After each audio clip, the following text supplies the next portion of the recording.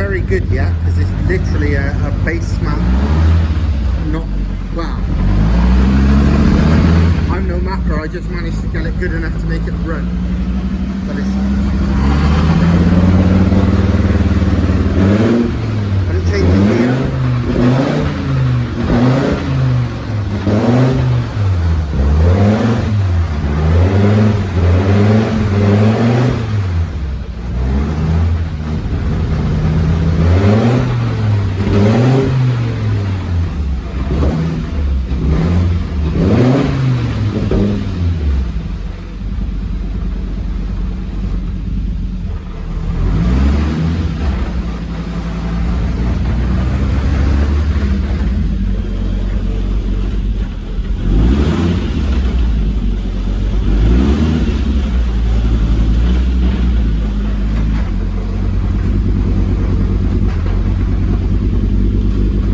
What's the shift feel like then? Good?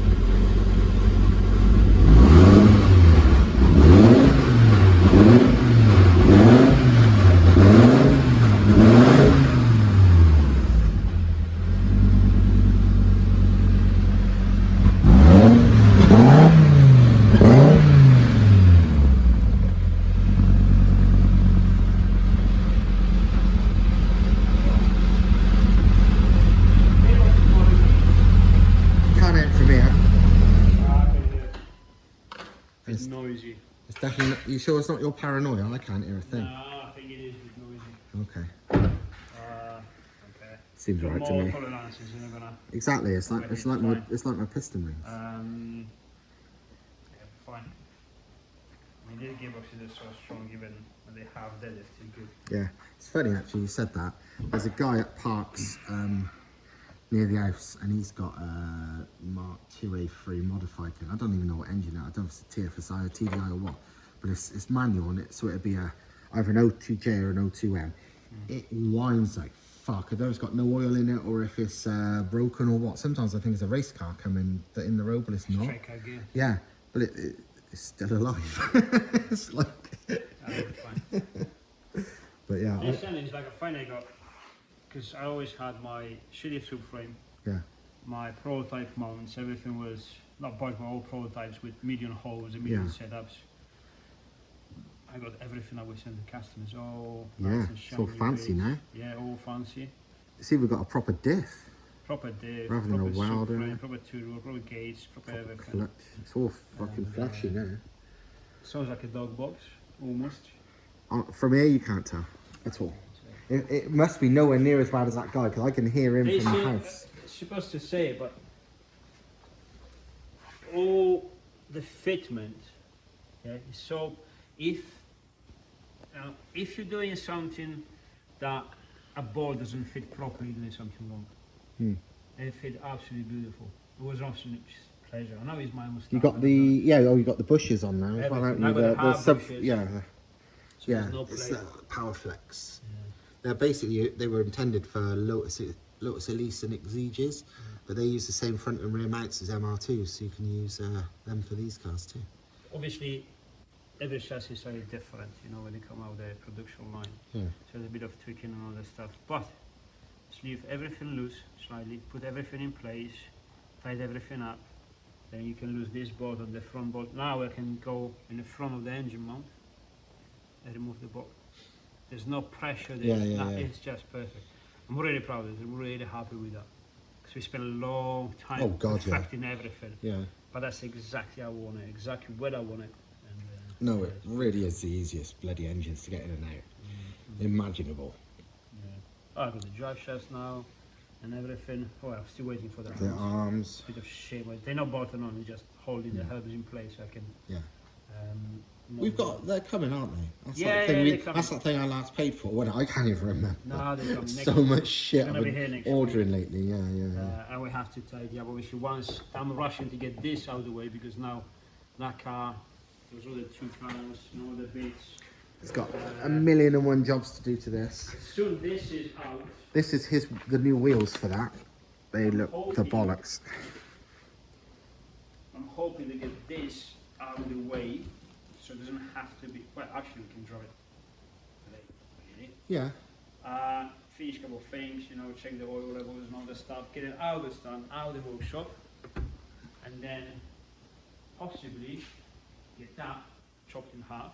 Yeah. Actually, the quarter, because you only need the quarter. Yeah, no, like about just quarter the of it, engine yeah. back. Make a stand for it. So we have the ramp empty, and get all the car into the build. Probably in place of this. Yeah, we've got more space here. Yeah, and then crack on the jobs. I just remembered now what most of that video was corrupted was that I can't show. It was me doing a basic video advert of this bloody thing. Oh, the safety? Yeah, I literally walked around it, showing everything. She's getting dirty again. She's I know. I literally walked around it, explaining it and showing it, so I could like help you bloody get it sold. And then, yeah, the video's corrupt. This, she is going. She does, but Everything changes. She is going, my bike is going. Both of my bikes are going. But then I buy more bikes, so. yeah, and more MR2s. And more MR2s. And more everything. We're not settled down, we just change it. No, well, since that last video, where we talked about all our million ideas, I've had two more MR2 ideas I want to build. So, you know, that shows how fucking the way we are. This needs to be. That's what it is here. But I need to change the exhaust. Do you need to change the exhaust, or do you need to change the back bumper, or do you need to remove this? No, I'm gonna keep this, probably, for now. I'm gonna change the exhaust because it's on the way of the subframe. I want to be able to, because obviously I'm gonna cut this bit off of the bumper. Yeah. I want to be able to see the subframe. Oh, okay, so you move the silencer up. I'm gonna move the silencer up more in line with the bumper. Yeah, So yeah. nothing above 2 here max. Yeah, makes sense. To show So it it off. was a bit of a mistake. I have to redo it. Yeah, well, you did it before the subframe was on, so. Yeah, I haven't thought about it. Because I was, again, my car, so I was kind of rushing, as usual. Still takes time. Other than that, fine. It drives. Best side having a throttle in my hand, but that's only 10 minutes. Yeah, exactly. I shouldn't do it. I've just got to get the map correct. It's runnable and it's idleable, but it's not. It's far from right yet. Will you start self-learning now if you put it on the load?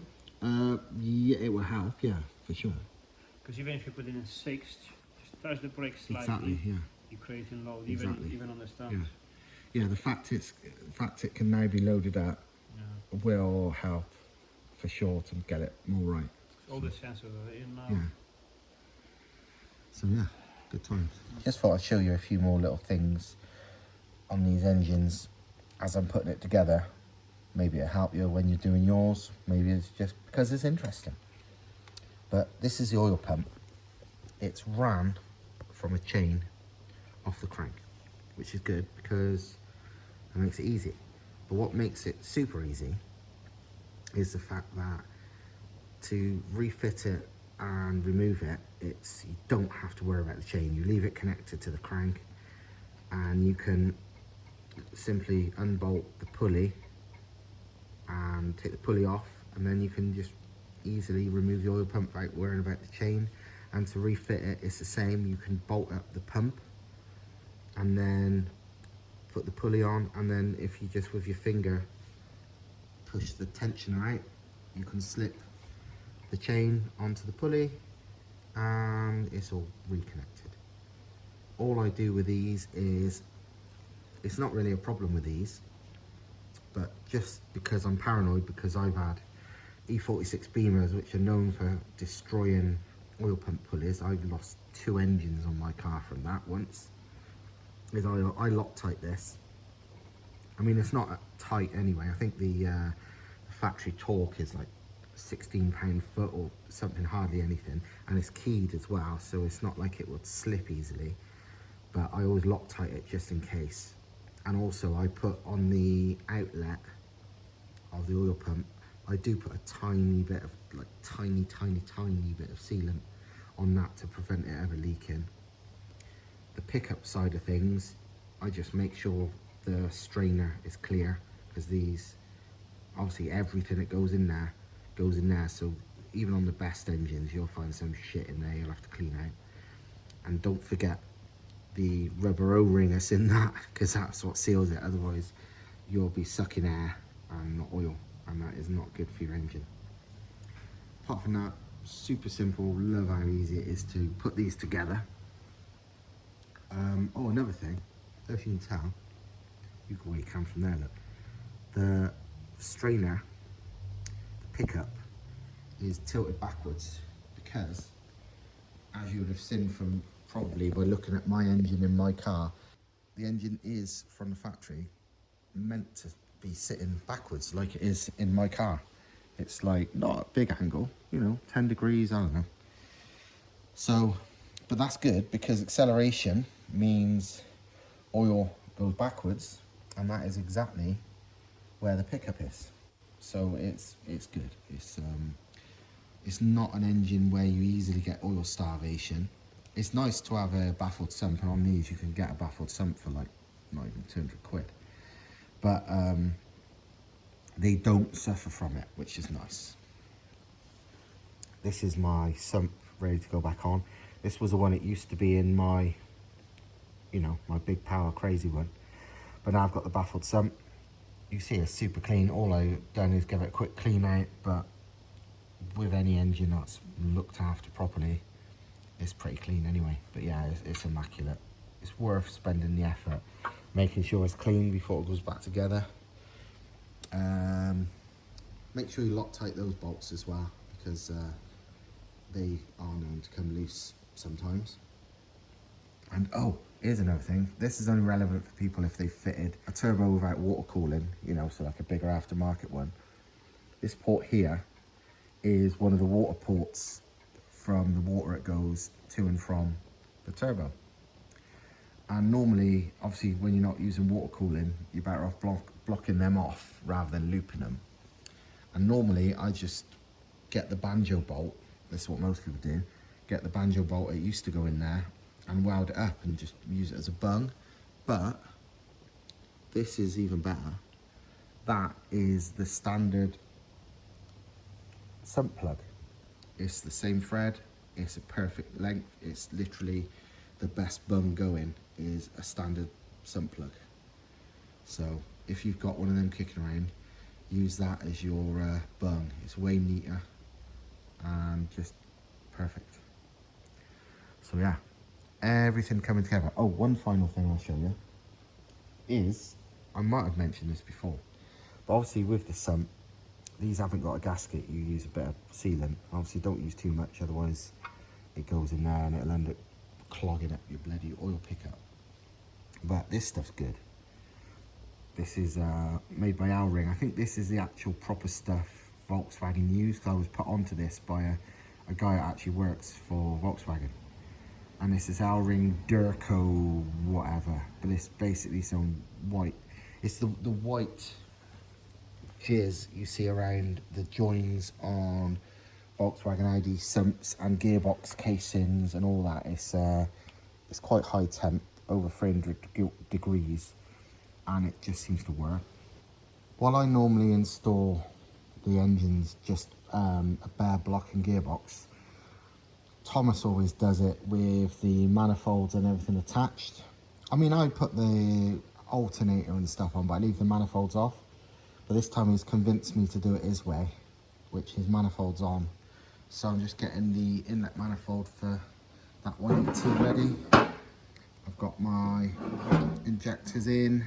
Yeah, these are the injectors I was running when I had my standard engine. These are 550 or 650cc injectors, I can't remember, they're quite big. They're Ford GT500 injectors. They've actually still got the FOMOCO, Ford Motor Company badge on them. Standard rail, this is the rail that I used when my car made 540 knots. So obviously changed to an aftermarket rail now, but this rail did that. The only difference is a regulator, which is still a standard, you know, 3-bar pressure. The difference is this is I think it's made by Pierberg, if I remember right. It looks identical from the outside. It's still 3-bar. Fitment is standard, but it's got a larger return hole, because the standard return hole is tiny. And what I was finding was when I fitted the big fuel pump, the 450 litre per hour or whatever it was, the fuel pressure at idle was going through the roof because the regulator couldn't cope. And rather than fit an aftermarket regulator, I found out about this Peerberg one, which again looks stock, but it's got a way bigger hole, and that immediately made the idle fuel pressure back to normal. So, but I don't need it now, so I'm going to run it on this new engine. So it's got swanky injectors, swanky regulator, and a BAM inlet with my lovely copper sprayed standard gasket. So I'm going to whack that on now and do the bolts up. Alright, inlet manifold and rail is on for good. Also, I've attached a dipstick and dipstick tube. It's always good on these engines to replace them because they're made of piss weak brittle plastic and they cost about a £5. So just get a new one because they crack really easy. Even like brand new ones crack easy. And also what I do, you can just about see on that one, is I get a cable tie and tie it hard as fuck at the bottom. The reason is, although they push on and sort of clip on and there's an O-ring, sometimes you can pull these and the whole fucking thing will come up, and that's not fun. It means you usually have to get underneath and get a cable tie or a Jubilee clip and clamp it back on. So just do it first. Some people it never happens to. Some people you'll just happen to it all the time. It happened to me once. I remember it happened to a mate's car once. Some people it never does, but for the sake of one Jubilee clip or cable tie, just fucking do it. Also, you'll notice when you 180T these things, the dipstick normally comes here, hence this dippy dip. They actually made the inlet manifold worse just for the dipstick, but because that is normally at the front on a front engine car, that's up against a bulkhead on a mid engine car. So all you do is turn the dipstick the opposite way instead of, you know, literally turn it 90 degrees, and it sits there, which is dead easy to get from inside the car. So good times. It's the same as this. That's standard. This would be this way round because that's the front of the car. But now that not like it makes any difference barring visual, because you'll be looking at it from this way. Turn it round. Right, the only thing I'm not going to fit while putting the engine in is going to be the turbo, but the manifold, because it's such a low profile, is. So I'm going to whip the turbo off, whip the manifold off, get the gasket and everything all done and ready, and then the turbo, yeah, it will be removed for engine fitting into the car, but I haven't bought a gearbox yet, so I can't do that. And yes, there is 1, 2, 3, I think there's 4 O2Ms here, but they're all 2-wheel drive, and I need a 4-wheel drive bell housing to for the rear engine mount. And the 4-wheel drive gearboxes are actually cheaper than the 2-wheel drives normally, so I might as well just buy a whole bloody gearbox.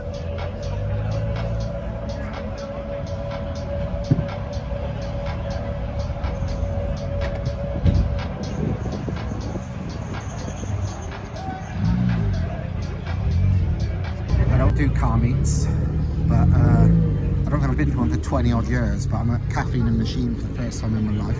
It's actually quite good here. I'm filming late now, most people are fucking on phone. But I thought I'd come in the MR2 because my mate Darren with a 180 van wanted to come. Mark with the RX-7 said he was coming too, but he shit out at the last minute, so it's just us two. It's weird how few people, it's like an MR2 base, there's loads of MR2s. There's mad how few people have ever seen this car still, or even this engine swap. None of them got any idea. They're like, oh my god, like, how'd you do that swap? So we sell a kit. Oh, you sell a kit? Like, nobody's got any idea. But yeah, it's all good. People are pretty amazed by it, and this place ain't far from me. It's about not even an hour away, so worth a trip.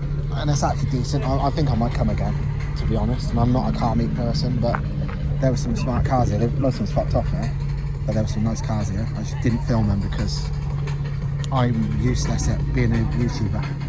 So someone needs to buy the Silvia Time Attack car, although it could just as easily be a competition drift car because it's got all the, you know, Geomaster knuckles front and rear, adjustable everything, T45 cage going into the strut towers and the rear subframe mounts. It's got AST freeway remote reservoir coilovers, which are literally £5,000 brand new, and none of this has barely been used. As you can see, it's all like, I think he's never done a full event. He did a couple of hill climbs in it once at Retro Ride years ago to shake it down, and he did half a day shaking it down at Santa Pod on one of the Drift What You Brung days, just to see how it handled generally and whatever, but it's never actually seen the circuit, ever. He just never had time for it, and it just never happened. And it's been here ever since. Somebody's got massive brakes. He wants 10 grand for it. It's absolutely rust-free, immaculate, left-hand drive. I mean, it's perfect to go to America as well, but as a base for a Time Attack car or whatever, even the parts alone, ignoring the fact the shell preparation and the cage would probably cost you best part of fucking 10 grand on its own. The parts, they definitely will. Literally, like I said, Geomaster hubs front and rear, Driftworks adjustable arms front and rear, all of them. AST freeway remote reservoir coilovers, proper race car shit, and they are, I already looked, they're about £5,000 brand new for these. All that stuff. It's a hell of a car. Still registered in, it's on Polish plates, but it's had a UK MOT in the past when it was on the road, but it's never been registered here. Rear mounted radiator setup using a super rad and all sorts, yeah. But he's finally realised it's never gonna fucking get finished. Oh yeah, like enlarged, massively enlarged transmission tunnel to fit any huge gearbox you want. Tubbed inner arches and all that. You see the suspension going, the roll cage, I mean, going to the strut tops. It's properly serious. Brand new front screen, as you can see, it's super clean. And yeah, he wants like 10 grand or near offer. And it's certainly the, well, if anyone's seen what S-body prices are like these days, that's not much. Because most of the tatty ones cost more than that, and this is fucking mint. So, but yeah, underneath is as clean as the bonnet, it really is. But yeah, if you want to buy that, let us know. See you later.